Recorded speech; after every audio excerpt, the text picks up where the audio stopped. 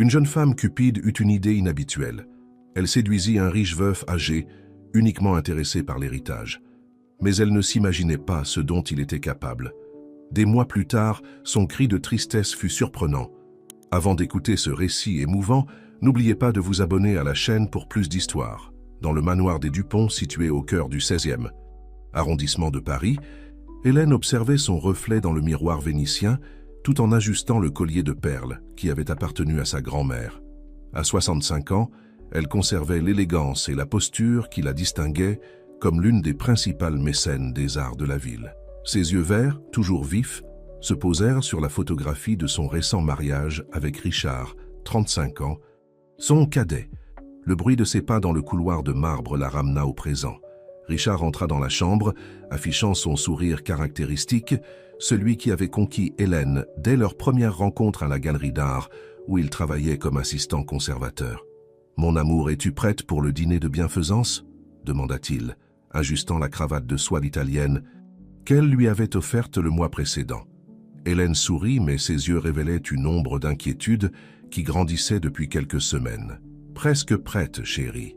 J'ai juste besoin de prendre ma pochette dans le dressing. » En marchant vers le dressing, son esprit vagabondait sur les événements des 18 derniers mois. La romance éclair, le mariage somptueux, et maintenant, la vie qu'il partageait dans le manoir qui avait été le symbole de l'empire construit par sa famille sur 3 générations. Richard s'approcha par derrière, l'enveloppant dans une étreinte qui sentait le parfum français hors de prix. « Tu es éblouissante dans cette robe. Tu seras sans aucun doute la plus élégante de la soirée. » Hélène se laissa aller un instant dans ses bras, même si son intuition lui chuchotait des avertissements qu'elle essayait d'ignorer. La semaine dernière, son comptable personnel, Georges, avait demandé une réunion urgente. Quelque chose à propos de mouvements inhabituels sur certains de ses comptes secondaires. « Richard, avant que nous partions, je dois te parler d'un nouveau projet que je prévois pour la Fondation, » commenta-t-elle, observant attentivement sa réaction dans le reflet du miroir. « Bien sûr, mon amour, mais ne pouvons-nous pas en parler dans la voiture?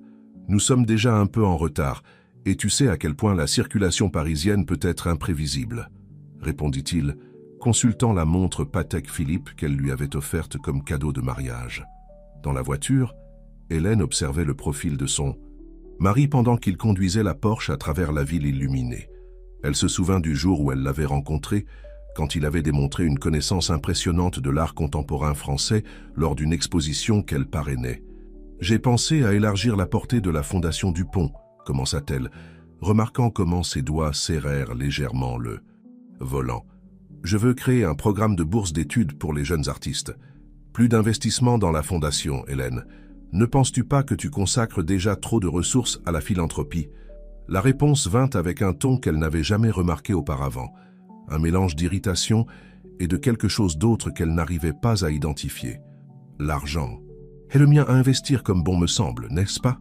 répondit-elle, gardant une voix calme mais ferme. Le silence qui suivit fut assourdissant. Hélène tourna son regard vers la fenêtre, observant les lumières de la ville passer comme des étoiles filantes. Dans son esprit, un puzzle commençait à se former dont elle n'était pas sûre de vouloir assembler les pièces. En arrivant à l'événement au Jockey Club, Richard assuma rapidement son rôle de mari dévoué, la guidant par le bras parmi les invités, lui servant du champagne et participant activement aux conversations sur l'art et la philanthropie. Ce fut au cours de l'une de ces conversations qu'Hélène remarqua quelque chose qui la perturba profondément. Marie, une jeune artiste qui avait reçu le soutien de la Fondation l'année précédente, parut extrêmement mal à l'aise lorsque Richard s'approcha. Le regard qu'ils échangèrent fut bref, mais chargé de signification.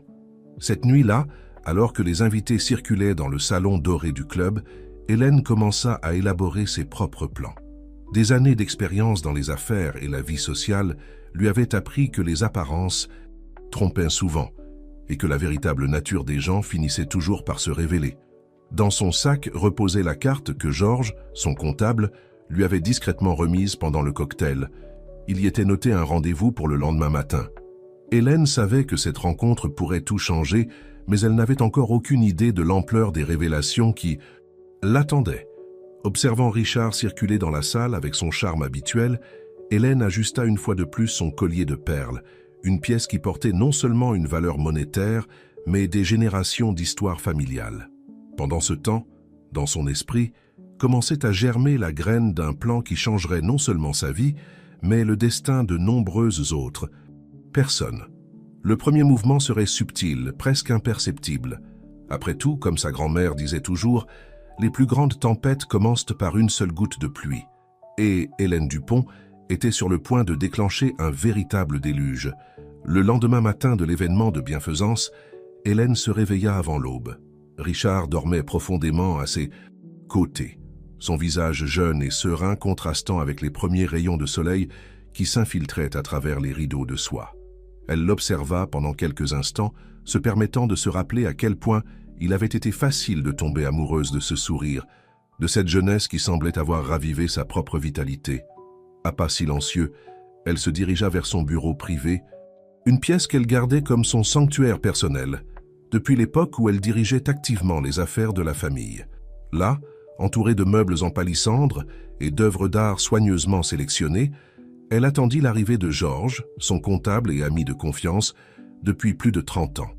À 8 heures précises, Georges arriva, portant une mallette noire qui semblait plus lourde que d'habitude. Son visage habituellement jovial était marqué par une gravité inhabituelle. « Madame Hélène, commença-t-il, après avoir poliment refusé le café offert, ce que nous avons découvert est préoccupant. » Avec une méthodologie précise, Georges commença à exposer une série de documents sur le bureau en acajou.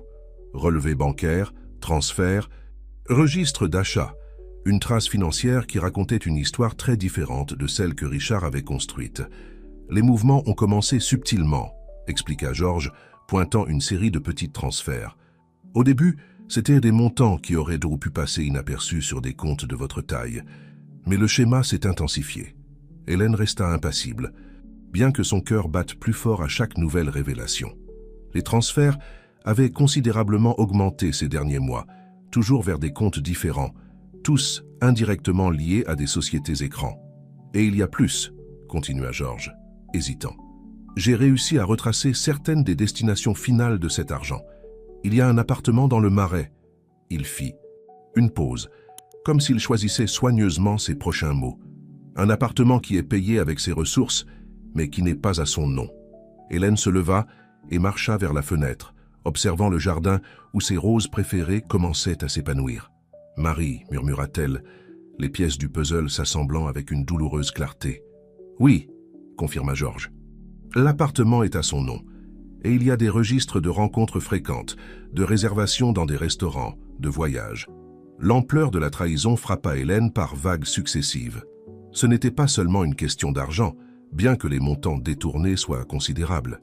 C'était le réseau élaboré de mensonges, la planification méticuleuse, la duplicité, d'une vie construite sur de fausses prémices. « Georges, » dit-elle finalement, sa voix retrouvant sa fermeté caractéristique, « j'ai besoin que vous prépariez quelques documents pour moi. Et plus important encore, personne ne doit être au courant de cette réunion. » Dans les heures qui suivirent, Hélène et Georges travaillèrent minutieusement sur un plan qui protégerait non seulement son patrimoine, mais aussi l'héritage que sa famille avait construit au fil des générations. Chaque document fut révisé, chaque détail considéré, chaque conséquence possible analysée. Lorsque Richard descendit finalement pour le petit déjeuner, il trouva Hélène déjà impeccablement habillée, révisant quelques papiers de la fondation. Elle l'accueillit avec un sourire serein, lui offrant une tasse de café préparée exactement comme il l'aimait. « Tu as bien dormi, chérie ?» demanda-t-elle, l'observant par-dessus ses lunettes de lecture. « Comme un ange », répondit-il, se penchant pour l'embrasser. « J'ai une réunion importante aujourd'hui à la galerie. Il se peut que je rentre un peu tard. » Hélène acquiesça avec compréhension, sachant maintenant exactement où et avec qui il serait réellement. « Ne t'inquiète pas, mon amour, j'ai aussi des engagements aujourd'hui. Je vais en profiter pour organiser quelques affaires de la fondation. » Tandis qu'elle le regardait partir, Hélène sentit un calme surprenant s'emparer d'elle. Des années d'expérience dans les affaires lui avaient appris que les plus grandes victoires viennent de la patience et d'une planification méticuleuse. Comme une joueuse d'échecs expérimentée, elle commencerait à déplacer ses pièces avec une précision chirurgicale. Sur son bureau, À côté des documents que Georges avait laissés, reposait une seule rose rouge, fraîchement coupée du jardin. Hélène la contempla un moment, se souvenant d'une ancienne leçon de sa grand-mère. Les roses les plus belles ont les épines les plus acérées. Ce matin-là, Hélène Dupont commença à se transformer en l'épine qui percerait la bulle de mensonges construite autour d'elle. Sa vengeance ne serait pas bruyante ou scandaleuse, elle serait méticuleuse, élégante et dévastatrice, tout comme elle l'avait toujours été. Richard parcourut les couloirs de la galerie d'art d'un pas confiant, saluant les employés avec son sourire charmeur caractéristique. Son costume italien sur mesure et la montre de luxe à son poignet étaient des symboles visibles de son ascension sociale fulgurante. Il entra dans son bureau privé, ferma la porte et desserra sa cravate, laissant momentanément glisser le masque de perfection. « Il faut qu'on parle », dit Marie, qui l'attendait assise dans l'un des fauteuils en cuir.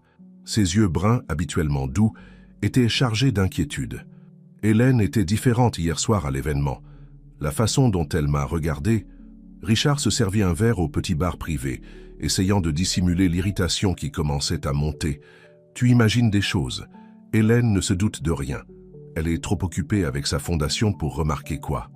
Et que ce soit. » Marie se leva, marchant jusqu'à la fenêtre qui offrait une vue privilégiée sur la ville. « Je ne sais pas, Richard. J'ai un mauvais pressentiment. Et il y a autre chose. » Elle hésita, se mordant la lèvre inférieure. « Je me sens de plus en plus mal à l'aise avec toute cette situation. Ne recommence pas avec ça, coupa-t-il, sa voix se durcissant. Nous en avons déjà parlé. Ce n'est qu'une question de temps avant que nous ayons tout ce que nous avons prévu. » Le plan semblait parfait quand il avait commencé. Richard, un conservateur talentueux mais sans ressources propres, avait trouvé en Hélène non seulement une mécène des arts, mais aussi son passeport pour la haute société parisienne. Le mariage avait été calculé méticuleusement, chaque geste d'affection répété avec une précision théâtrale. Marie était une complication qu'il n'avait pas prévue. La jeune artiste était entrée dans sa vie quelques mois après le mariage, et ce qui avait commencé comme une aventure occasionnelle s'était transformé en quelque chose de plus profond, du moins pour elle. « Tu as promis qu'après avoir obtenu le contrôle total sur ces investissements, nous pourrions être ensemble ouvertement, » rappela Marie, sa voix tremblant légèrement. « Mais chaque fois que j'aborde le sujet, tu as une nouvelle excuse. » Richard s'approcha d'elle, l'enveloppant dans une étreinte qui n'avait plus la même sincérité qu'auparavant. « Sois patiente, mon amour, tout se déroule comme prévu. Hélène est de plus en plus impliquée dans cette fondation, laissant les affaires de plus en plus sous ma supervision. » Ce que Richard ignorait, c'est qu'à ce moment précis, Hélène était réunie avec ses avocats dans son bureau privé. Sur sa table, un dossier contenant des photos, des relevés bancaires et des enregistrements d'appels téléphoniques racontait une histoire bien différente de celle qu'il croyait contrôler. De retour à la galerie, Richard poursuivait son monologue confiant. « Bientôt, j'aurai un accès total aux comptes principaux. J'ai déjà réussi à détourner une somme considérable vers nos comptes offshore, mais j'ai besoin de plus de temps pour finaliser quelques transferts plus importants sans éveiller les soupçons. » Marie s'écarta brusquement. « Tu ne m'as jamais parlé de comptes offshore. Richard, jusqu'où va ta manipulation ? » « Ne sois pas naïve, Marie, » répondit-il avec un sourire condescendant. « Tu crois que je pourrais maintenir notre style de vie actuel uniquement avec le salaire de la galerie ? L'appartement, les voyages, les cadeaux, tout cela a un coût. » La jeune artiste sentit un frisson parcourir son échine. Pour la première fois, elle voyait clairement la froideur, calculatrice derrière le charme qu'il avait conquise. « Ce n'est pas correct, Richard. Hélène te fait confiance. Elle a été un mentor pour tant d'artistes, moi y compris. Hélène est une vieille idiote qui s'est laissée berner par un joli minois et quelques belles paroles sur l'art contemporain, » coupa-t-il, son masque de raffinement complètement abandonné. « Elle a eu sa vie de privilège. Maintenant, c'est notre tour. » Le silence qui suivit fut assourdissant. Marie prit son sac et marcha vers la porte, s'arrêtant seulement un instant. « Tu te trompes en pensant qu'elle est idiote, Richard, et tu te trompes aussi à mon sujet. » Alors que la porte se refermait derrière Marie, Richard ne se rendit pas compte qu'il venait de perdre sa dernière alliée. Il ne s'imaginait pas non plus que ses paroles avaient été enregistrées par un petit dispositif qu'Hélène avait demandé à Marie d'utiliser, après une conversation privée entre les deux femmes la veille au soir. Dans son bureau, Hélène écoutait l'enregistrement avec une expression impassible. Seuls ses doigts, tambourinant doucement sur la table en acajou, trahissaient son agitation intérieure. À ses côtés, Georges prenait des notes détaillées, documentant chaque aveu involontaire de Richard. Le plan d'Hélène ne faisait que commencer à se déployer, comme une rose ouvrant ses pétales un à un. Et tout comme ces chères roses du jardin, ce plan avait aussi des épines que Richard découvrirait bientôt être beaucoup plus acérées qu'il ne pouvait l'imaginer.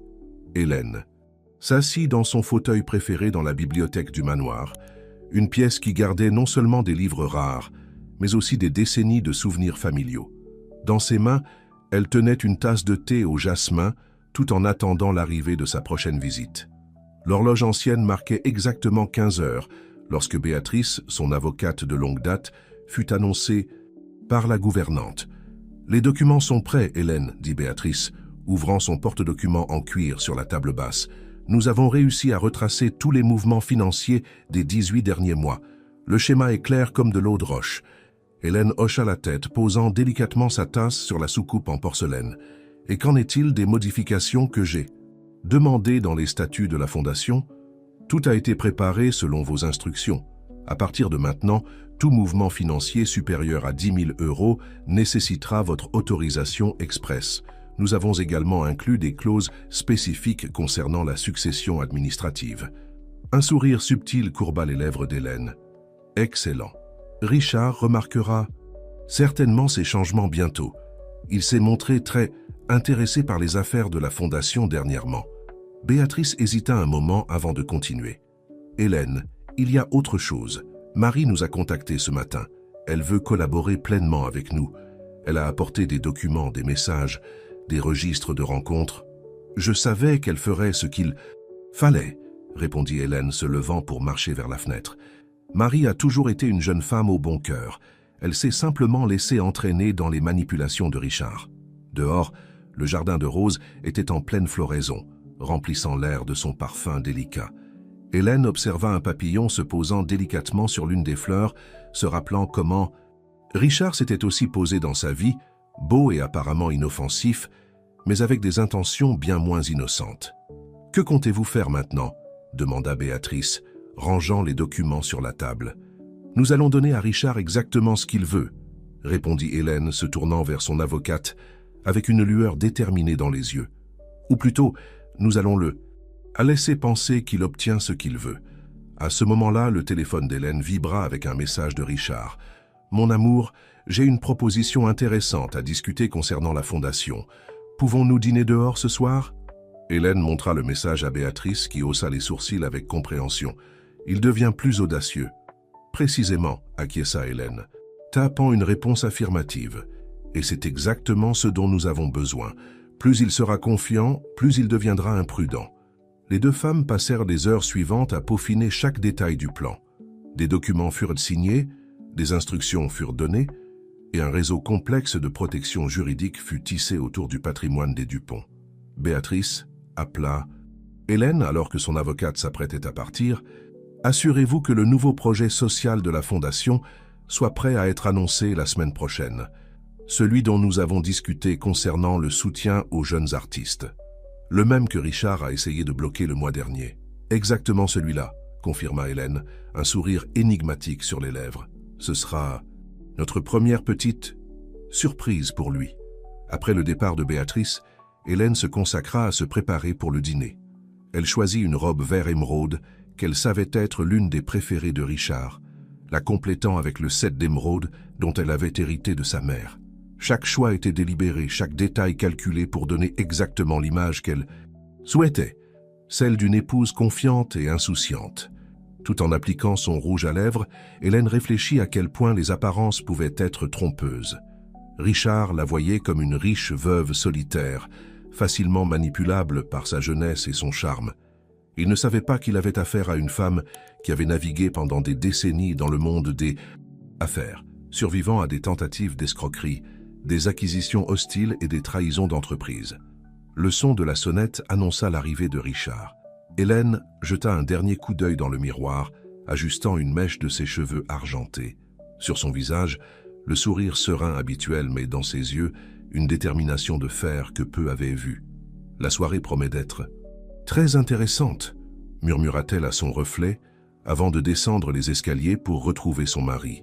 Dans le hall d'entrée, Richard l'attendait avec un bouquet de roses rouges, un geste qui lui semblait maintenant chargé d'ironie. Après tout, personne ne connaissait mieux le pouvoir des épines cachées sous les pétales soyeux qu'Hélène Dupont.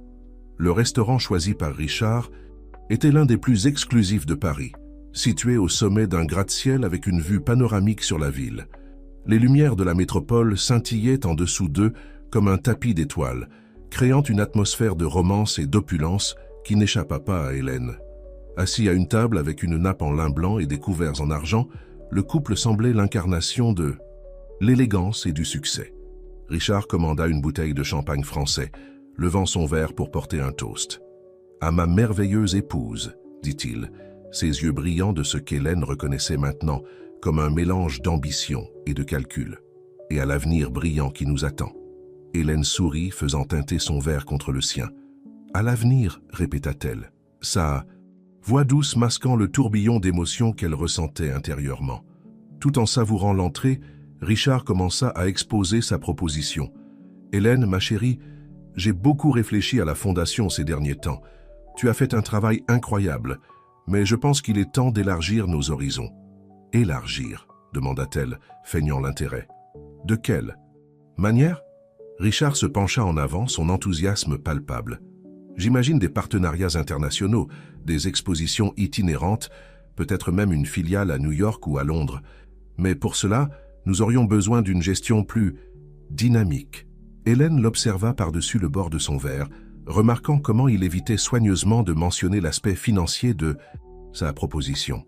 « Et as-tu une idée spécifique sur la façon de mettre en œuvre cette gestion plus dynamique ?»« En fait, oui, » répondit-il, son sourire s'élargissant. « J'ai pensé que je pourrais assumer un rôle plus actif dans l'administration de la Fondation. Avec mes contacts dans le monde de l'art et ta vision philanthropique, nous serions inarrêtables. » Hélène s'accorda un moment de silence, comme si elle réfléchissait à la proposition.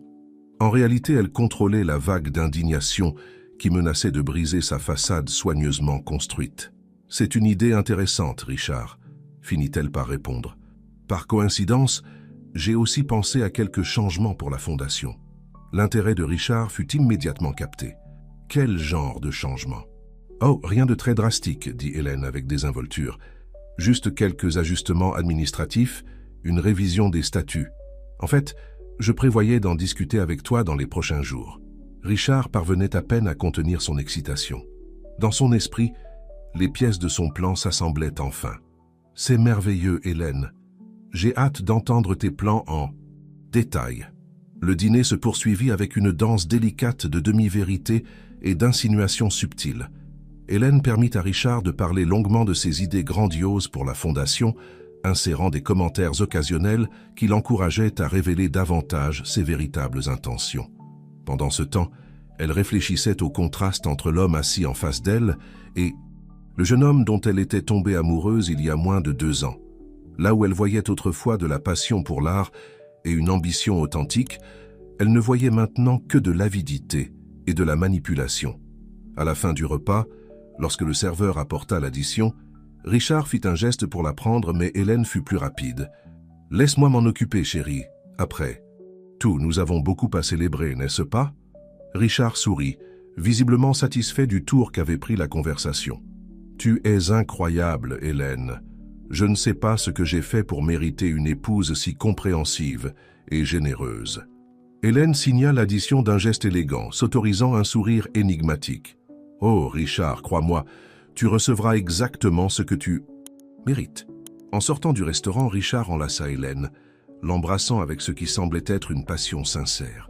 Pendant un bref instant, Hélène ressentit une pointe de tristesse pour ce qui aurait pu être si tout n'avait pas été qu'une élaborée mascarade. Sur le chemin du retour, tandis que Richard conduisait, parlant avec animation de l'avenir, Hélène regardait par la fenêtre observant les lumières de la ville. Elle pensait à toutes les vies que sa fondation avait touchées au fil des ans, aux artistes qui avaient trouvé leur voie grâce à son soutien, aux communautés transformées par ses projets sociaux. Ce fut à ce moment-là, avec Paris défilant devant ses yeux, qu'Hélène solidifia sa résolution. Son plan n'était pas seulement de protéger sa fortune ou de se venger d'une trahison personnelle. Il s'agissait de préserver un héritage de générosité et de transformation sociale qui transcendait sa propre existence. En arrivant à la maison, Hélène donna un baiser de bonne nuit à Richard et se retira dans sa chambre prétextant la fatigue.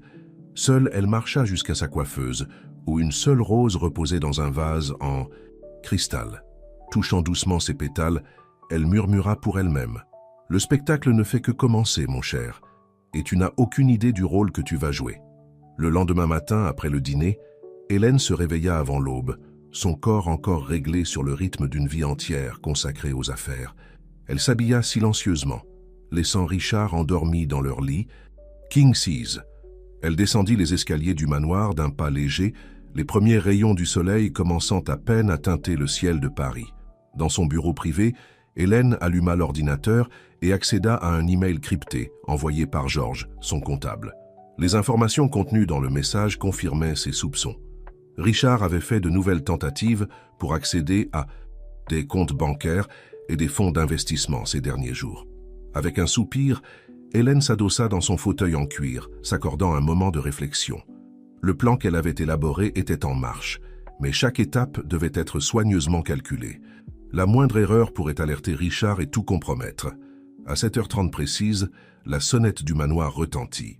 Hélène attendait déjà dans le salon lorsque Béatrice, son avocate, fut annoncée par la gouvernante. « Bonjour Hélène », salua Béatrice, son expression sérieuse indiquant qu'elle apportait des nouvelles importantes. « Nous avons des développements significatifs. » Hélène fit signe à Béatrice de s'asseoir et demanda à la gouvernante d'apporter du café pour elles deux. Dès qu'elle furent seule, Béatrice ouvrit sa mallette et commença à étaler les documents sur la table basse.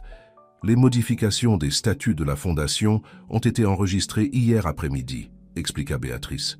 Comme prévu, Richard n'a pas encore accès à cette information. De plus, nous avons réussi à retracer 3 autres comptes offshore liés à lui. Hélène acquiesça, assimilant les informations. Et qu'en est-il du projet de soutien aux jeunes artistes? Tout est prêt pour l'annonce la semaine prochaine, confirma Béatrice. Le comité de sélection a déjà été formé et nous avons une liste préliminaire de candidats. Marie, d'ailleurs, a insisté pour refuser toute participation au projet afin d'éviter les conflits d'intérêts. Un léger sourire courba les lèvres d'Hélène. La jeune artiste se révélait plus intègre qu'elle ne l'avait initialement imaginé. Parfait. Gardez Marie protégée dans tout ce processus. Elle est autant une victime que moi dans cette histoire. Béatrice hésita un moment avant de poursuivre. Hélène, il y a autre chose. Nous avons reçu une offre d'achat pour la galerie d'art. Cela capta immédiatement l'attention d'Hélène. La galerie était l'un des actifs les plus précieux de son portefeuille culturel et aussi le lieu de travail de Richard. De qui? Un conglomérat international de médias et de divertissement. Il se développe sur le marché de l'art sud-américain et voit la galerie comme une porte d'entrée parfaite. Hélène resta silencieuse quelques instants, son regard fixé sur les rosesses du jardin visibles par la fenêtre. Finalement, elle se tourna vers Béatrice, programmer une réunion avec les représentants de ce conglomérat. Ne prenons aucune décision hâtive, mais explorons cette possibilité. À ce moment-là, le bruit de pas dans le couloir annonça l'approche de Richard. Hélène et Béatrice échangèrent des regards rapides, réorganisant discrètement les documents sur la table. Richard entra dans la pièce, vêtu de sa robe de chambre en soie, semblant légèrement surpris de voir Béatrice. « Bonjour, mesdames. Je ne savais pas que nous aurions de la visite si tôt. » Hélène se leva pour l'accueillir avec un doux baiser. « Bonjour, chérie. » Béatrice est passée pour discuter de quelques détails concernant le nouveau projet de la Fondation. « Celui dont je t'ai parlé hier soir, tu te souviens ?» Richard acquiesça, son intérêt visiblement piqué. « Bien sûr, bien sûr. J'espère ne rien interrompre d'important. »« Pas du tout, » répondit Hélène avec un sourire serein. « En fait, ton avis serait très apprécié. Pourquoi ne te joindrais-tu pas à nous pour le petit déjeuner? Nous pourrions discuter des idées tous ensemble. » Tandis que Richard s'installait sur le canapé à côté d'Hélène, Béatrice commença à présenter une version soigneusement éditée des plans pour le nouveau projet de la Fondation. Hélène observait attentivement les réactions de son mari, notant chaque changement subtil dans son expression, chaque question calculée qu'il posait. Le jeu d'échecs qu'elle avait initié devenait plus complexe à mi-temps. Chaque mouvement Richard pensait gagner du terrain, se rapprochant du contrôle qu'il convoitait tant. Il ne savait pas que chaque pas qu'il faisait l'entraînait plus profondément dans la toile qu'Hélène tissait habilement autour de lui. Alors que la matinée avançait et que la conversation se poursuivait, Hélène s'accorda un moment d'introspection. Le chemin devant elle serait difficile et potentiellement douloureux. Mais elle était déterminée à protéger non seulement son patrimoine, mais aussi l'héritage de générosité et de transformation sociale qu'elle avait construit au fil des décennies. Avec une gorgée de son café, Hélène scella silencieusement sa résolution. Le prochain mouvement serait décisif et elle était plus que prête à le faire. La galerie Dupont était en effervescence ce jeudi soir-là. Le vernissage de la nouvelle exposition « Métamorphose urbaine » avait attiré le gratin de la société parisienne et des figures éminentes du monde artistique. Hélène circulait dans l'espace avec la grâce et l'aisance d'une hôtesse expérimentée, sa robe de soie bleu nuit contrastant élégamment avec les œuvres d'art contemporain qui ornaient les murs blancs. Richard, impeccable dans son costume italien, était dans son élément. Ses yeux brillaient tandis qu'il expliquait les nuances d'une sculpture abstraite à un groupe d'acheteurs potentiels. Hélène l'observait à distance, remarquant à quel point son charme semblait amplifié dans cet environnement. Il était facile de voir pourquoi elle s'était laissée charmer initialement. Une soirée réussie, n'est-ce pas? La voix douce de Marie surprit Hélène, qui se retourna pour trouver la jeune artiste à ses côtés. « Sans aucun doute », répondit Hélène avec un sourire sincère. « Votre travail en particulier a reçu des éloges unanimes. » Marie rougit légèrement, son regard errant dans la salle pour se poser brièvement sur Richard. « Hélène, je voulais vous remercier pour tout. » Hélène toucha doucement le bras de la jeune femme. « Il n'y a pas de quoi remercier, Marie. Vous avez fait ce qu'il fallait, et cela demandait beaucoup de courage. » Avant qu'elles ne puissent poursuivre leur conversation, elles furent interrompues par l'arrivée de Georges, le comptable d'Hélène, accompagné d'un homme qu'elle ne reconnaissait pas. « Madame Hélène. »« Comment ça, Georges ?»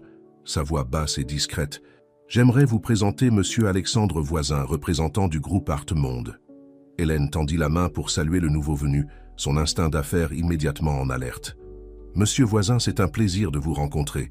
J'espère que vous appréciez l'exposition. » « Énormément, Madame Dupont, » répondit Alexandre avec un léger accent du « Sad. » En fait, cette visite ne fait que confirmer ce que nous soupçonnions déjà. La galerie Dupont est un joyau rare sur le marché européen. Hélène haussa un sourcil, comprenant immédiatement le sous-texte de la conversation. « J'imagine que vous souhaiteriez discuter de plus que d'art ce soir. » Alexandre sourit, appréciant la perspicacité d'Hélène. « Si nous pouvions trouver un moment plus privé, j'aimerais partager quelques idées avec vous. » D'un signe discret, Hélène guida Alexandre et Georges vers un bureau adjacent à la galerie principale.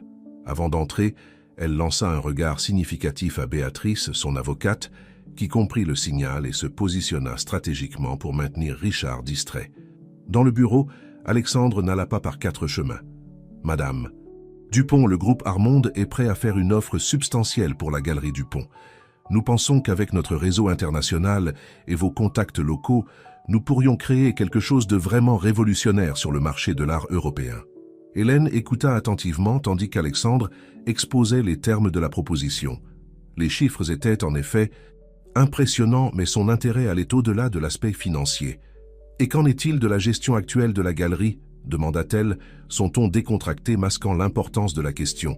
Alexandre hésita un moment. « Eh bien, naturellement, nous aimerions conserver le talent local. Votre mari, par exemple, a une excellente réputation en tant que conservateur.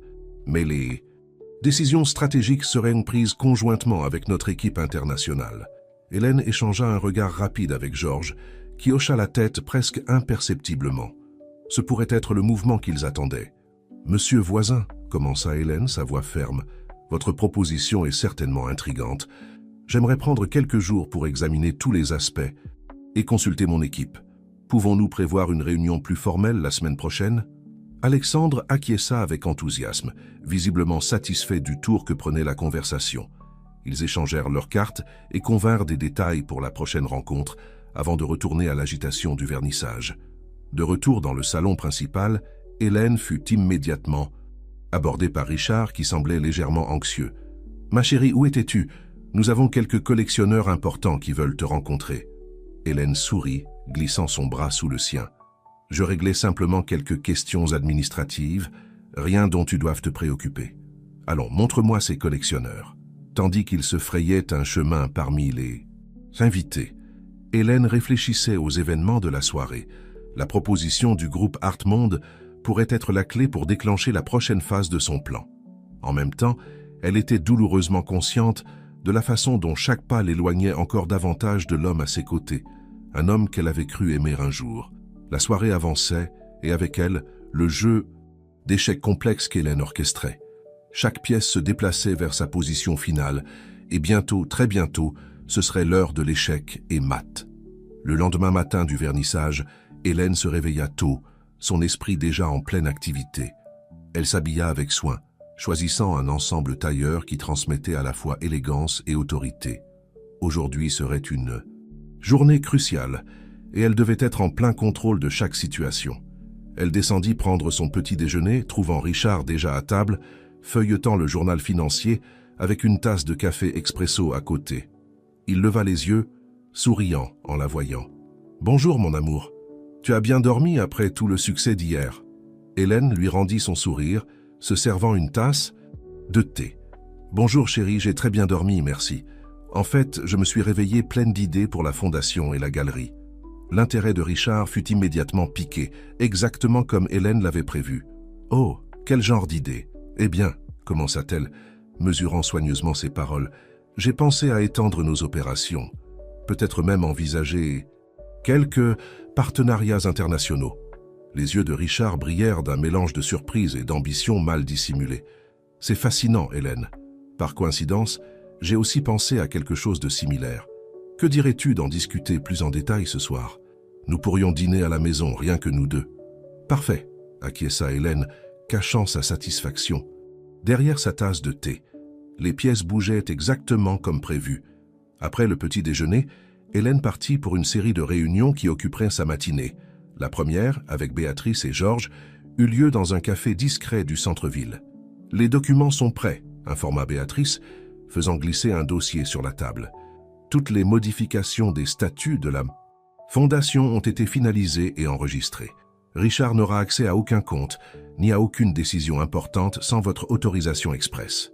Georges ajouta, « De plus, nous avons réussi à retracer 2 autres transactions suspectes.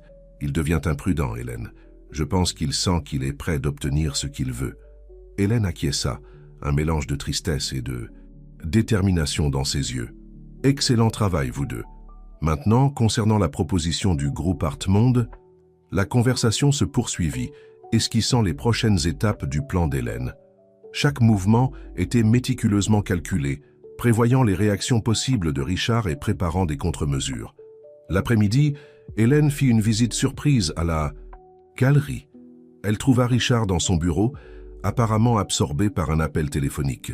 En la voyant, il mit rapidement fin à l'appel, une lueur d'inquiétude traversant son visage, avant d'être remplacé par un sourire. « Hélène, quelle agréable surprise!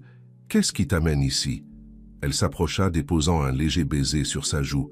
« Je passais simplement voir comment les choses se passaient après le vernissage.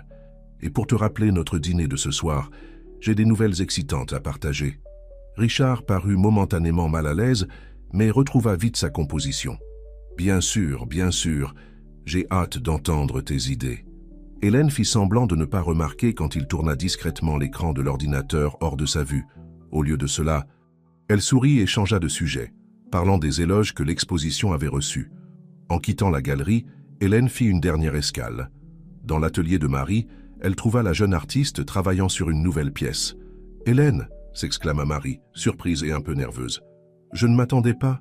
Tout va bien ?»« Oui, Marie, » la rassura Hélène. « Je voulais juste voir comment vous alliez et vous remercier encore une fois pour votre courage. Ce qui va se passer bientôt, eh bien, ça pourrait être difficile pour nous tous. » Marie acquiesça, comprenant le poids des mots non dits. « Je comprends.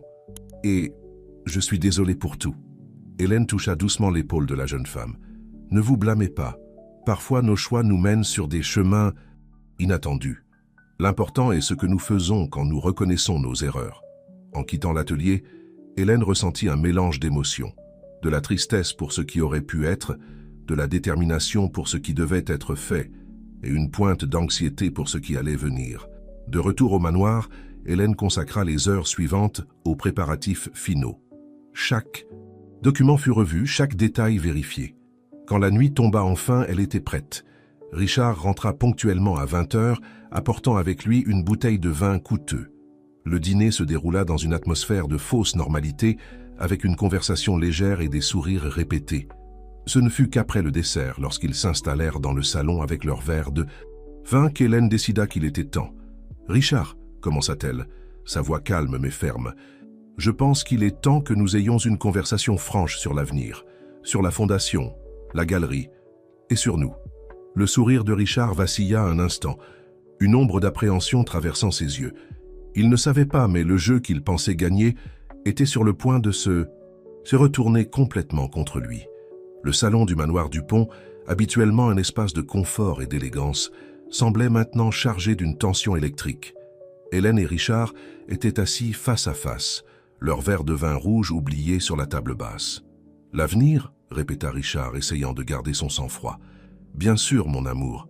Tu as mentionné avoir quelques idées ce matin. Pourquoi ne commencerais-tu pas par là ?»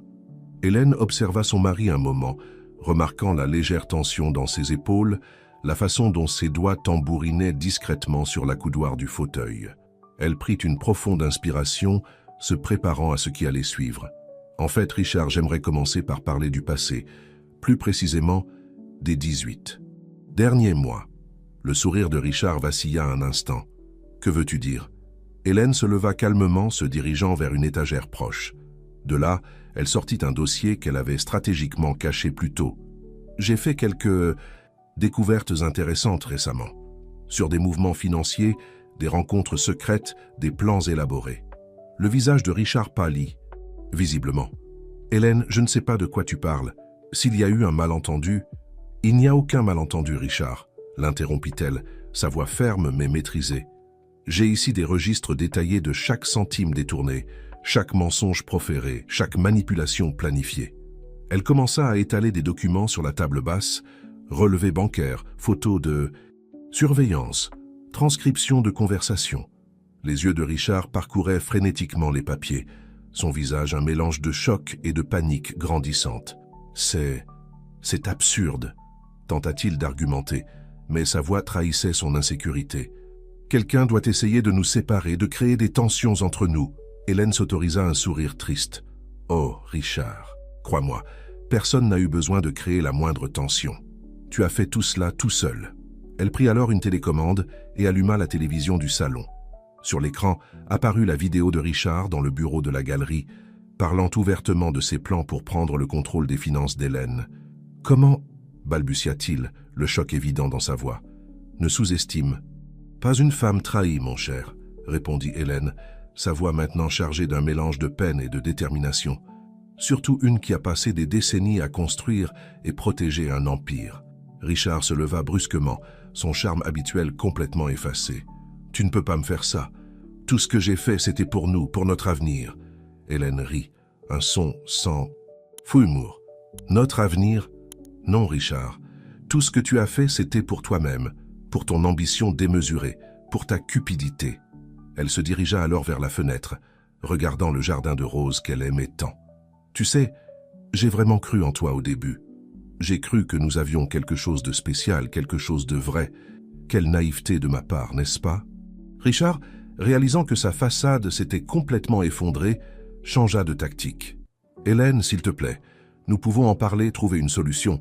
Je t'aime, tu le sais. » Hélène se retourna pour le regarder, ses yeux brillants d'un mélange de tristesse et de résolution. « Non, Richard, tu aimes ce que je représente.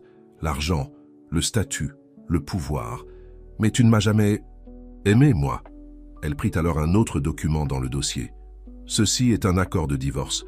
Tu vas le signer maintenant, renonçant à toute revendication sur mes biens ou la fondation. »« Et si je refuse ?» défia-t-il, un dernier éclair d'arrogance dans sa voix. « Alors, » répondit calmement Hélène, « toutes ces preuves seront remises non seulement à la police, mais aussi à la presse. Ta réputation dans le monde de l'art, que tu chéris tant, sera irrémédiablement détruite. » Le silence qui suivit fut assourdissant. Richard, vaincu, s'effondra de nouveau dans le fauteuil. « Que se passe-t-il maintenant » demanda-t-il, sa voix à peine plus qu'un murmure. Hélène s'approcha, plaçant l'accord et un stylo devant lui. « Maintenant, tu signes. Et ensuite, tu sors de ma vie. Pour toujours. » D'une main tremblante, Richard signa le document. Quand il eut terminé, il leva les yeux vers Hélène, une dernière supplication silencieuse dans son regard. « Adieu, Richard », dit-elle simplement, montrant la porte du doigt. Tandis qu'elle observait son désormais ex-mari sortir tête basse du manoir, Hélène ressentit un mélange complexe d'émotions, soulagement, tristesse, une pointe de remords pour ce qui aurait pu être. Mais par-dessus tout, elle se sentait en paix. Le jeu était terminé, et elle en était sortie victorieuse, protégeant non seulement son patrimoine, mais aussi son héritage et sa dignité. Se dirigeant vers son bureau, Hélène prit le téléphone. Il était temps de passer quelques appels et de mettre en mouvement la prochaine phase de ses plans. La nuit avait été longue et douloureuse, mais l'aube apportait avec elle la promesse d'un nouveau départ. Le lendemain matin de la confrontation avec Richard, Hélène se réveilla avec une sensation de légèreté qu'elle n'avait pas éprouvée depuis des mois. Le soleil de Paris entrait par les fenêtres de sa suite, illuminant la pièce d'une clarté qui semblait symbolique de son état d'esprit. Elle se leva, enfila son peignoir en soie et marcha jusqu'au balcon. Dehors, son jardin de roses bien-aimé était en pleine floraison, les pétales brillants de la rosée du matin. Hélène prit une profonde respiration, s'accordant un moment de réflexion avant de plonger dans les tâches de la journée. Son téléphone sonna, la ramenant à la réalité. C'était Béatrice. « Bonjour, Hélène. J'espère ne pas appeler trop tôt. »« Pas du tout, Béatrice. En fait, je suis debout depuis un moment. »« Je comprends. Eh bien, j'ai appelé pour vous informer que l'accord de divorce a déjà été déposé. Richard ne pourra pas le contester sans s'exposer. » Hélène acquiesça, même si Béatrice ne pouvait pas la voir. « Parfait. Et qu'en est-il de la galerie ?»« Les représentants du groupe Armonde sont impatients de nous rencontrer. J'ai programmé une visioconférence pour cet après-midi, si cela vous convient. »« Parfait, » répondit Hélène. « Je serai au bureau à 14 heures. » Après avoir terminé l'appel, Hélène se prépara pour la journée. Elle choisit un ensemble tailleur-pantalon vert émeraude, un choix qui transmettait à la fois force et renouveau. Elle descendit, prendre son petit déjeuner, remarquant à quel point la maison semblait différente sans la présence de Richard. Plus légère peut-être, plus authentique. Sur le chemin du bureau, Hélène fit un arrêt non programmé. Elle gara sa voiture devant un petit café du Marais et, à la surprise de la serveuse, acheta 2 cafés à emporter. 15 minutes plus tard, elle frappait à la porte de l'atelier de Marie. La jeune artiste ouvrit, visiblement surprise par cette visite inattendue. « Hélène, je ne m'attendais pas à vous voir si tôt. » Hélène sourit, lui offrant l'un des cafés. « J'ai pensé que nous pourrions discuter. Je peux entrer ?» Dans l'atelier entouré de toiles inachevées et de sculptures en cours, les 2 femmes s'assirent. Pendant quelques instants, elles se contentèrent de siroter leur café en silence. « C'est fait, » dit finalement Hélène. « Richard a signé l'accord de divorce hier soir. » Marie hocha lentement la tête, ses yeux révélant un mélange complexe d'émotions. « Comment vous sentez-vous » Hélène réfléchit un moment avant de répondre. Soulagée principalement, triste aussi d'une certaine manière. Pas pour la fin du mariage, en soi, mais pour la perte de l'idée de ce qu'il aurait pu être. « Je suis désolée, » murmura Marie. « Pour tout. Ne vous excusez pas, » répondit fermement Hélène. « Vous avez été autant victime que moi dans cette histoire. L'important est ce que nous faisons à partir de maintenant. » Marie leva les yeux, surprise. « Nous ?» Hélène sourit, un sourire sincère qui illumina son visage. « Oui, nous. Marie, vous êtes une artiste talentueuse. Ne laissez pas les erreurs du passé définir votre avenir. Je suis ici pour vous offrir une seconde chance. » Elle expliqua ensuite les changements imminents dans la galerie, le programme de bourse pour jeunes artistes qu'elle prévoyait de lancer à travers la fondation. « Je veux que vous fassiez partie de cela, Marie. Pas comme protégée ou favorite, mais par votre propre mérite. Je vous offre une opportunité de recommencer, de montrer au monde ce que vous pouvez réellement faire. » Les yeux de Marie se remplirent de larmes. Je ne sais pas quoi dire. Après tout ce qui s'est passé, Hélène se leva, marchant vers l'une des toiles inachevées dans l'atelier. C'était une œuvre abstraite, pleine de couleurs vibrantes, et de formes qui semblaient être en mouvement constant. « Cette pièce, dit Hélène, pointant vers la toile, me rappelle quelque chose que ma grand-mère avait l'habitude de dire. La vie est comme une toile vierge. Les erreurs ne sont que des couches de peinture qui nous permettent de créer quelque chose d'encore plus beau par-dessus. » Elle se tourna vers Marie, tendant la main. « Quand? Dites-vous? Êtes-vous prête à peindre un nouveau tableau ?» Marie hésita seulement une seconde avant d'accepter la main tendue, un sourire timide mais plein d'espoir sur son visage. « Je le suis. » En quittant l'atelier, Hélène ressentit un sentiment renouvelé de but. Le chapitre avec Richard était terminé, mais une nouvelle histoire ne faisait que commencer. Une histoire de rédemption, de seconde chance, de transformation de l'adversité en opportunité. Tout en conduisant vers son bureau, Hélène se fit une note mentale pour appeler Georges. Il y avait beaucoup de travail à faire, restructurer la galerie, étendre les programmes de la fondation, cultiver de nouveaux talents. L'avenir s'ouvrait devant elle comme une toile vierge, pleine de possibilités. Et Hélène Dupont, comme toujours, était plus que prête à créer son chef-d'œuvre. Dans les semaines qui suivirent la séparation de Richard, la vie d'Hélène entra dans un rythme effréné de transformation et de nouveaux projets. Le manoir des Dupont, autrefois symbole de sa vie conjugale, pulsait maintenant d'une énergie renouvelée, reflétant les changements en cours. Par un jeudi matin ensoleillé, Hélène se trouvait dans son bureau à la Fondation, entourée d'une équipe diversifiée de professionnels. La réunion en cours était cruciale. Il finalisait les détails du nouveau programme de bourse pour jeunes artistes. « Et pour la communication ?» demanda Hélène, ses yeux parcourant la salle. Carla, la jeune responsable de la communication, s'avança avec enthousiasme. « Nous avons une stratégie multiplateforme prête, Madame Dupont. Réseaux sociaux, partenariats avec des universités, annonces dans les galeries et centres culturels. Nous voulons atteindre des talents de tous les coins du pays. » Hélène acquiesça, satisfaite. « Excellent. Rappelez-vous, nous voulons de la diversité. Pas seulement dans les styles artistiques, mais aussi dans les origines, les expériences, les perspectives. » Georges, qui assistait à la réunion, ajouta « Le budget est assuré, Hélène. Avec la restructuration que nous avons faite, nous pouvons maintenir ce programme pendant au moins 5 ans, même dans des scénarios économiques pessimistes. » La mention de la restructuration raviva des souvenirs récents.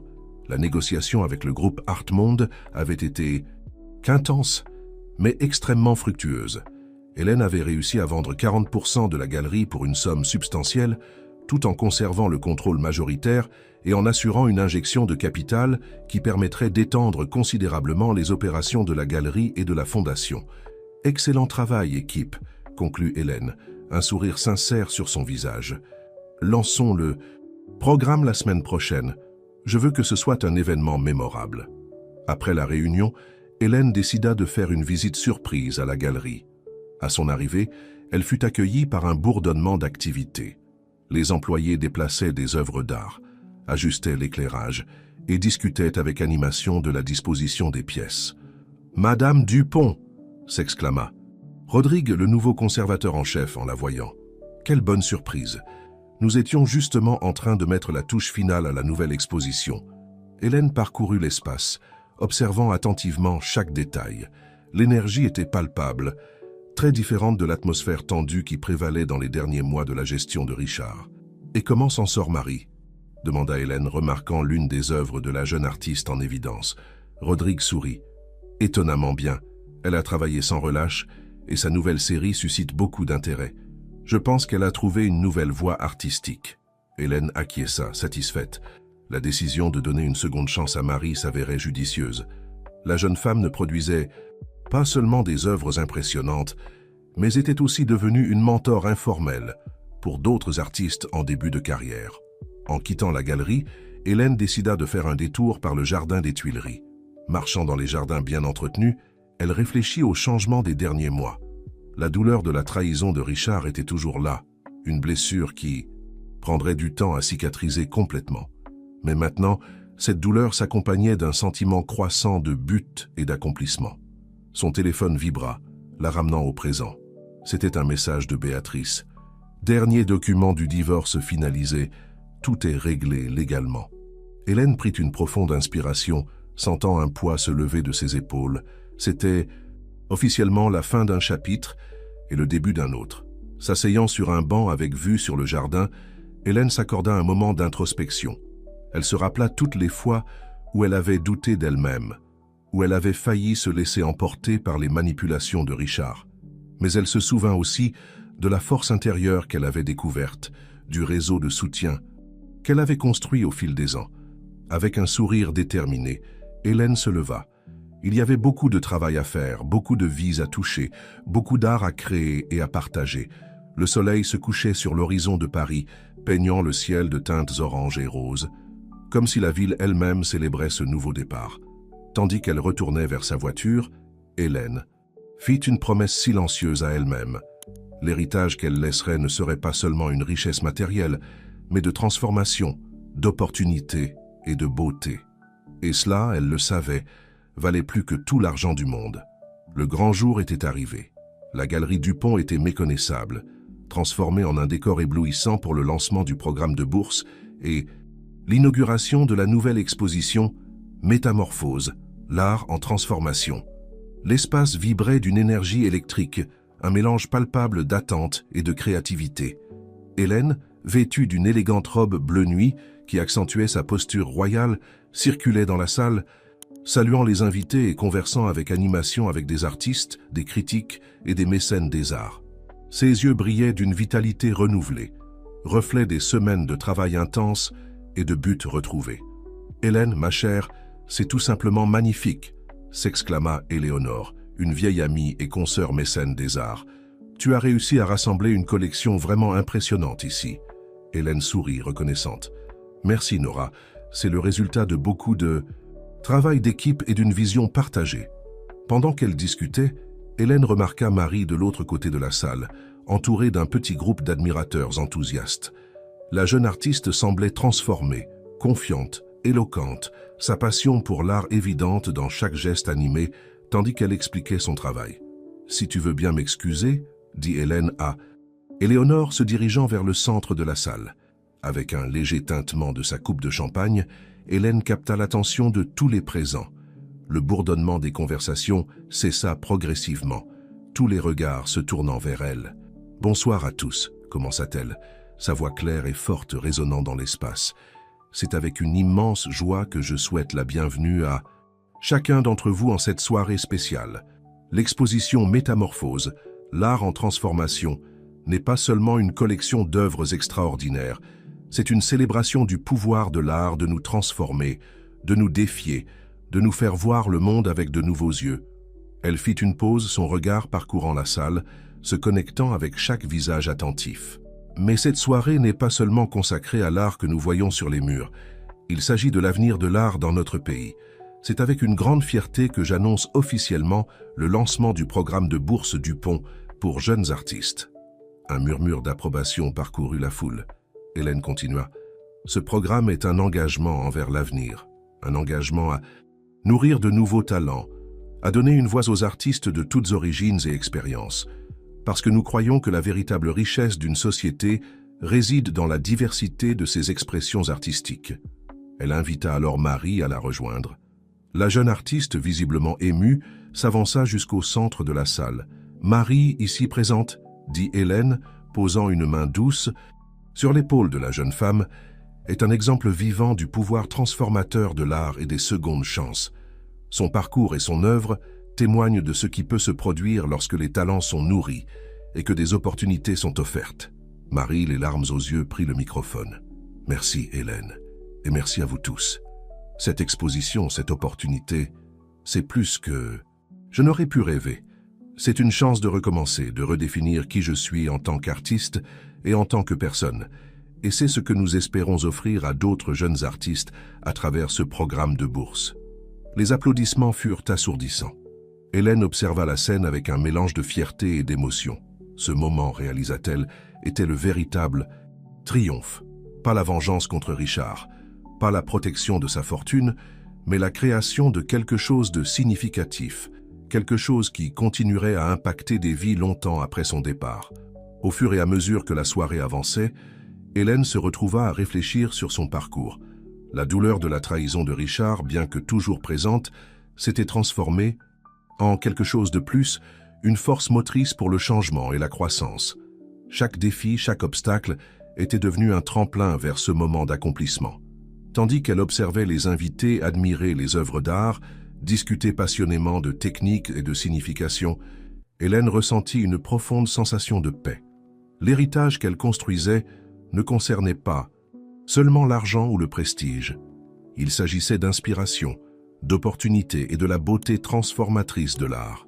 Dehors, la nuit parisienne pulsait de vie et de possibilités, et à l'intérieur de la galerie du Pont, un nouveau chapitre s'écrivait, pas seulement dans l'histoire d'Hélène, mais dans l'histoire de l'art français. Un chapitre de renaissance, de seconde chance et d'avenir brillant encore à découvrir. Des semaines après le lancement triomphal du programme de bourse, Hélène se trouvait dans son bureau à la Fondation, plongée dans une pile de candidatures.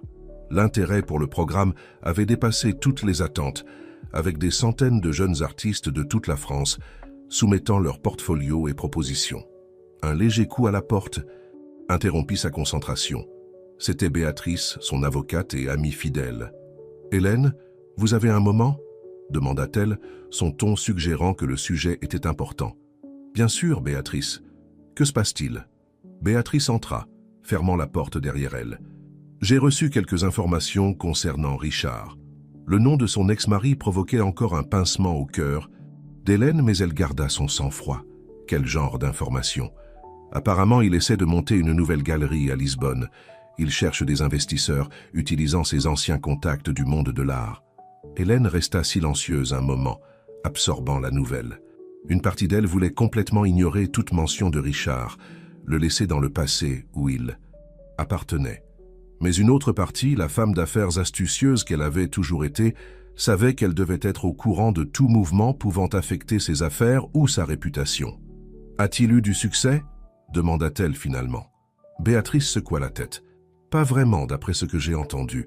La nouvelle de son comportement ici s'est répandue plus qu'il ne l'espérait. Beaucoup d'investisseurs potentiels sont réticents. » Hélène acquiesça, un mélange complexe d'émotions passant sur son visage. « Je comprends. Merci de m'en informer, Béatrice. » Après le départ de Béatrice, Hélène se perdit dans ses pensées. L'idée de Richard essayant de reconstruire sa vie dans un autre pays faisait remonter des souvenirs qu'elle préférait oublier. Mais cela servait aussi de rappel puissant de combien elle avait progressé depuis ces jours sombres. Décidant qu'elle avait besoin d'air frais, Hélène sortit faire une promenade dans le jardin des Tuileries, une oasis verte au cœur de Paris. Tandis qu'elle marchait sous les arbres centenaires, son esprit vagabondait. Elle se rappela le jour où elle avait rencontré Richard, comment elle avait été charmée par sa connaissance de l'art et son charme juvénile. Elle se souvint aussi des moments heureux, des voyages, des conversations animées sur les expositions et les artistes émergents. Mais ces souvenirs étaient maintenant teintés par la réalité de la trahison, par la douleur de la déception. Hélène se demanda si l'un de ces moments avait été authentique ou si tout n'avait été qu'une performance élaborée. S'asseyant sur un banc, Hélène observa un couple de personnes âgées marchant main dans la main. Elle sourit, pensant à ses propres parents et à l'amour durable qu'ils avaient à partager.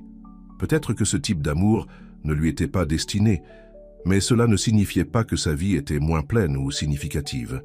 Son téléphone vibra avec un message de Marie. « Hélène, je dois vous montrer ma nouvelle série. Je pense avoir enfin trouvé ma véritable voie artistique. » L'enthousiasme de la jeune artiste était contagieux et Hélène sentit son humeur s'améliorer instantanément. Elle répondit en fixant un rendez-vous pour le lendemain dans l'atelier de Marie. Alors qu'elle retournait vers son bureau, Hélène réfléchit à quel point les choses avaient changé. La douleur de la trahison de Richard, qui avait jadis menacé de la consumer, semblait maintenant petite en comparaison de la satisfaction qu'elle ressentait en voyant les fruits de son travail à la Fondation et à la galerie. De retour à son bureau, Hélène reprit l'analyse des candidatures pour le programme de bourse avec une vigueur renouvelée.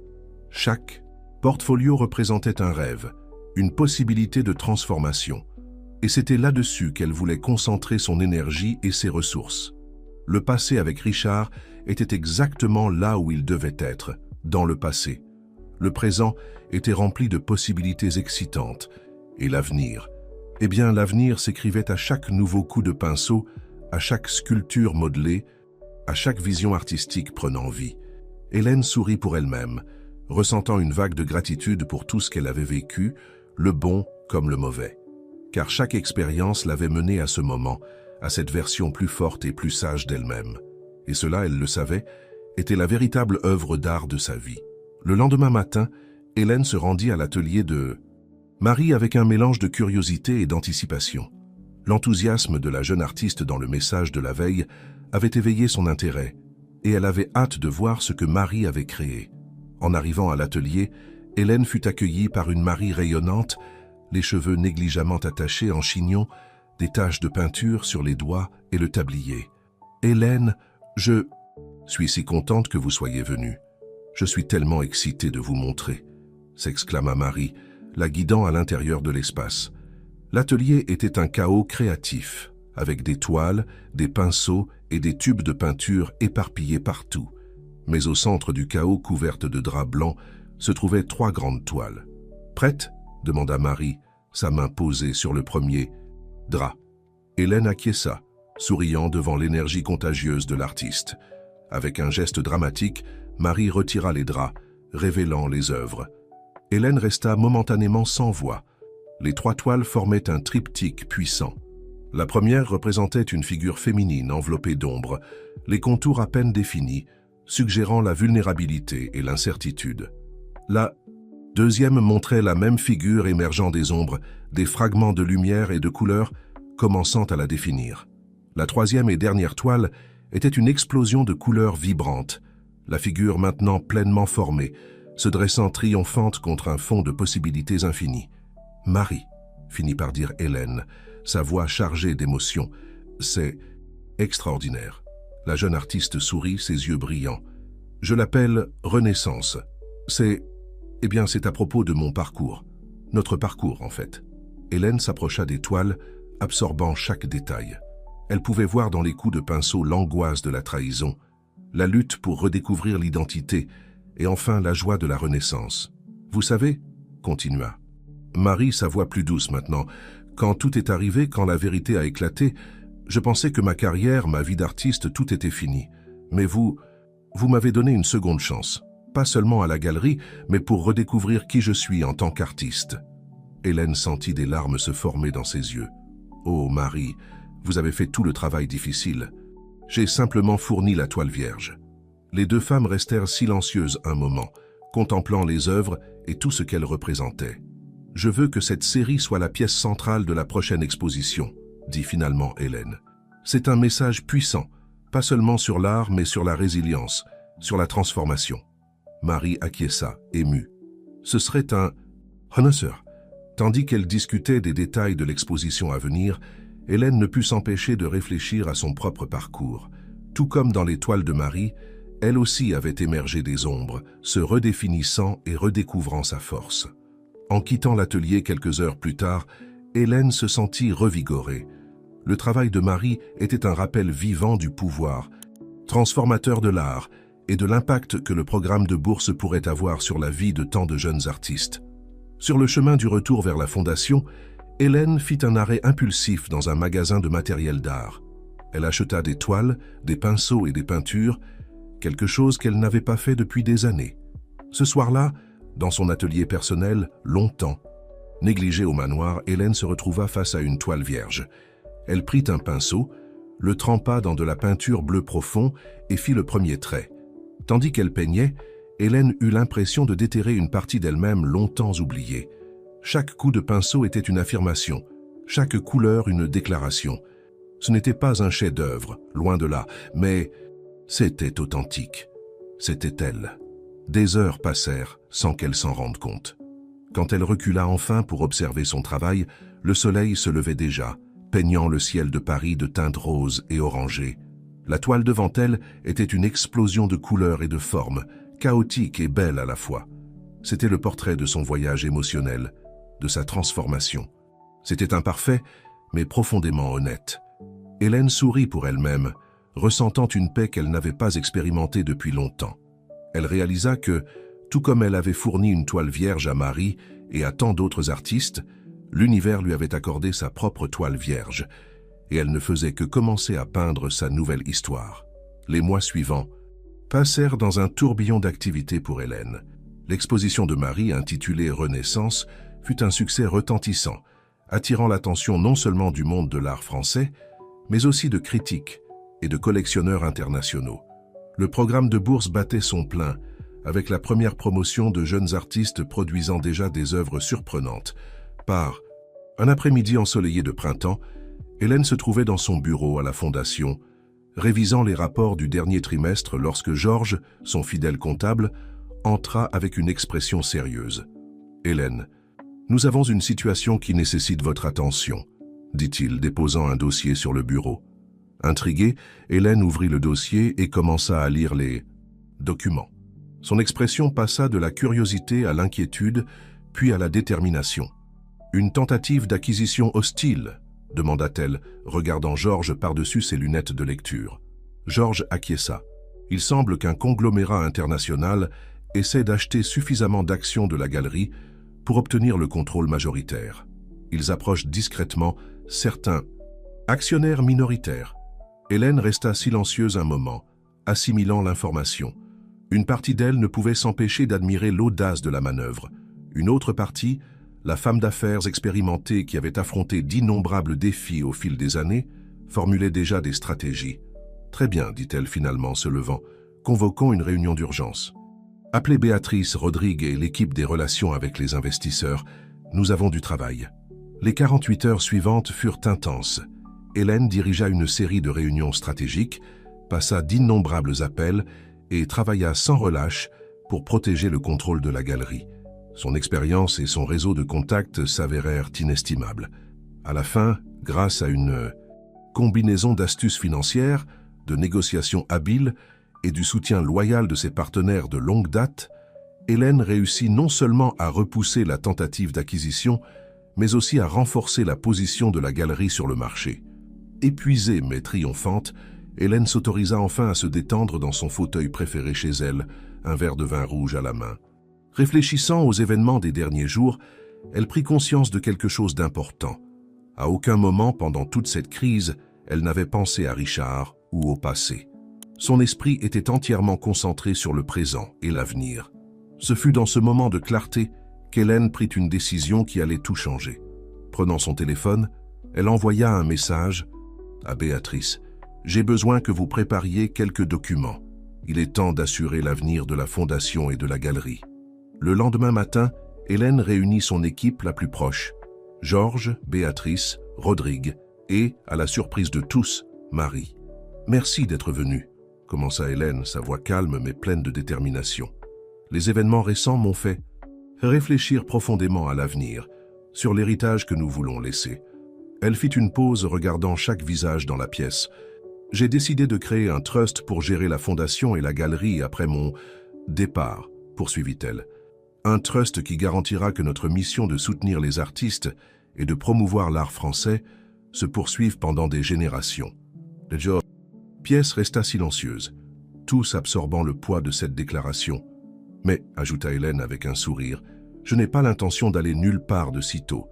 En fait, j'ai quelques projets ambitieux pour les prochaines années. Elle exposa alors sa vision. Étendre le programme de bourse pour inclure des échanges internationaux, créer un musée d'art contemporain français à Paris et lancer une plateforme numérique pour promouvoir des artistes émergents à l'échelle mondiale. Et pour cela, conclut-elle, j'ai besoin de vous tous. Chacun d'entre vous a apporté quelque chose d'unique et de précieux à notre mission. Ensemble, nous pouvons construire quelque chose de vraiment extraordinaire. Les yeux de Marie se remplirent de larmes. Hélène, je ne sais pas à quoi dire. La confiance que vous placez en nous. Hélène sourit gentiment. Vous avez gagné cette confiance. Et plus important encore, vous comprenez que cela dépasse chacun d'entre nous. Il s'agit de créer des opportunités, de transformer des vies à travers l'art. Tandis que le groupe discutait avec animation des plans pour l'avenir, Hélène ressentit un profond sentiment de paix et de détermination. Le chemin qui l'avait mené jusqu'ici avait été rempli de défis et de douleurs, mais chaque obstacle, chaque déception avait contribué à ce moment. Regardant par la fenêtre l'horizon de Paris, Hélène sourit. L'avenir était brillant, plein de possibilités, et elle avait hâte de peindre les prochains chapitres de cette histoire. 5 ans s'écoulèrent depuis cette réunion décisive. Le rêve d'Hélène de créer un musée d'art contemporain à Paris était devenu réalité. Le musée d'art contemporain Dupont, ou MACD comme on l'appelait affectueusement, se dressait fièrement au cœur de la ville, un édifice aux lignes audacieuses, alliant durabilité et innovation architecturale.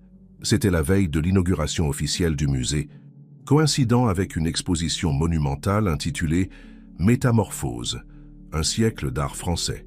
Hélène, maintenant âgée de 70 ans, mais toujours animée de la même énergie et passion, supervisait personnellement les derniers préparatifs. Hélène, les invités internationaux ont commencé à arriver. Informa Rodrigue, désormais directeur exécutif du MACD, le conservateur du MoMA, a été particulièrement impressionné par la sélection d'œuvres. Hélène acquiesça satisfaite.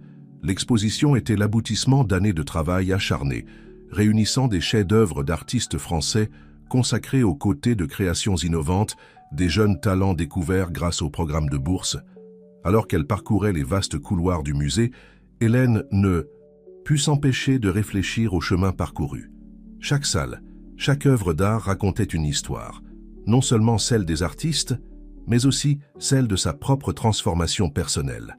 Elle s'arrêta devant une pièce en particulier, le triptyque Renaissance de Marie. L'œuvre occupait une place de choix et était devenue un symbole du musée lui-même, représentant la transformation et le renouveau. « Ça m'émeut encore à chaque fois que je la vois », dit une voix familière derrière elle. C'était Marie, maintenant une artiste reconnue internationalement et membre du conseil d'administration du MACD. Hélène sourit, embrassant la jeune femme qui était devenue presque une fille pour elle. « C'est un chef-d'œuvre, Marie, tout comme vous. » Les deux femmes marchèrent ensemble, admirant les derniers ajouts à l'exposition. Des œuvres vibrantes et innovantes d'artistes de toute la France, dont beaucoup étaient bénéficiaires du programme de bourse Dupont. « Vous savez, Hélène, » dit Marie pensivement, « parfois je me demande ce qui se serait passé si les choses avaient été différentes il y a 5 ans. » Hélène s'arrêta, se tournant pour faire face à Marie. « Le passé est une toile que nous ne pouvons pas repeindre, ma chère, mais nous pouvons utiliser les leçons apprises pour créer quelque chose d'encore plus beau dans le présent. » À ce moment-là, Béatrice s'approcha rapidement. « Hélène, nous avons une situation, Richard est ici. » Le nom de son ex-mari, qu'elle n'avait pas entendu depuis des années, provoqua un léger sursaut chez Hélène. « Ici, comment ça ?»« Il est à l'entrée, » expliqua Béatrice. « Il dit qu'il veut vous parler avant l'inauguration officielle. » Hélène resta silencieuse un moment, réfléchissant. Finalement, avec un soupir déterminé, elle dit « Très bien, je vais lui parler. » Elle trouva Richard dans le hall d'entrée. Les années n'avaient pas été tendres avec lui. Il semblait plus âgé que son âge, avec des rides d'inquiétude marquant son visage autrefois juvénile. « Hélène, » commença-t-il, sa voix un mélange de nervosité et d'admiration. « Cet endroit, c'est incroyable. Vous avez réalisé quelque chose de vraiment extraordinaire ici. » « Merci, Richard, » répondit Hélène, sa voix calme et maîtrisée. « Qu'est-ce qui vous amène ici après ?»« Toutes ces années ?» Richard hésita, visiblement mal à l'aise. « Je suis venu demander pardon, et aussi pour vous remercier. » Hélène haussa un sourcil, surprise. « Me remercier ?»« Oui, » poursuivit-il. « Vous perdre tout ce que nous avions construit ensemble, ça a été la pire erreur de ma vie. Mais ça a aussi été un réveil. Ces dernières années, j'ai travaillé sur des projets d'art communautaire à Lisbonne, essayant d'une certaine manière de me racheter. » Hélène observa l'homme en face d'elle, non plus le manipulateur charmant qui l'avait trompé, mais quelqu'un qui semblait sincèrement repenti et transformé. « Richard, » dit-elle finalement, « le pardon est un voyage. Je ne peux pas dire qu'il n'y a plus de rancœur, mais je suis heureuse de savoir que vous avez trouvé un nouveau but. » Elle fit une pause, réfléchissant. « Quant à me remercier, il n'y a pas besoin. Chaque expérience dans nos vies nous façonne, nous enseigne. Ce qui importe, c'est ce que nous faisons de ces leçons. » Richard acquiesça, les larmes aux yeux. « Vous avez toujours été plus sage que je ne le méritais, Hélène. » À ce moment-là, Rodrigue apparut, annonçant que les invités VIP arrivaient pour la visite pré-inauguration. Hélène se tourna une dernière fois vers Richard. « Vous êtes le bienvenu pour rester pour l'inauguration si vous le souhaitez. Considérez cela comme un nouveau départ. » Alors qu'elle s'éloignait pour accueillir les invités, Hélène sentit un poids dont elle ignorait encore l'existence se dissiper. La rencontre. avec Richard n'avait pas consisté à revivre le passé, mais à clore définitivement un chapitre. La soirée d'inauguration fut un triomphe absolu. Critiques, artistes, célébrités et amateurs d'art du monde entier s'émerveillèrent devant la collection et la vision du MACD. Hélène, radieuse dans une robe de soirée vert émeraude, prononça un discours émouvant sur le pouvoir transformateur de l'art et l'importance de nourrir de nouveaux talents. À la fin de la soirée, seule dans son bureau au dernier étage du musée, Hélène contempla la ville qu'elle aimait à travers la fenêtre panoramique. Paris scintillait sous le ciel nocturne, une mer de lumières et de possibilités. Prenant un pinceau et une petite toile qu'elle gardait là, Hélène commença à peindre. Ce n'était pas un chef-d'œuvre technique, mais cela capturait parfaitement l'essence du moment. Des couleurs vibrantes, des formes en mouvement, la promesse d'une nouvelle aube. Alors que les premières lueurs du matin commençaient à toucher l'horizon, Hélène sourit pour elle-même. La vie, réfléchit-elle, était la plus grande œuvre d'art de toutes. Et elle, Hélène Dupont, avait enfin trouvé sa véritable palette.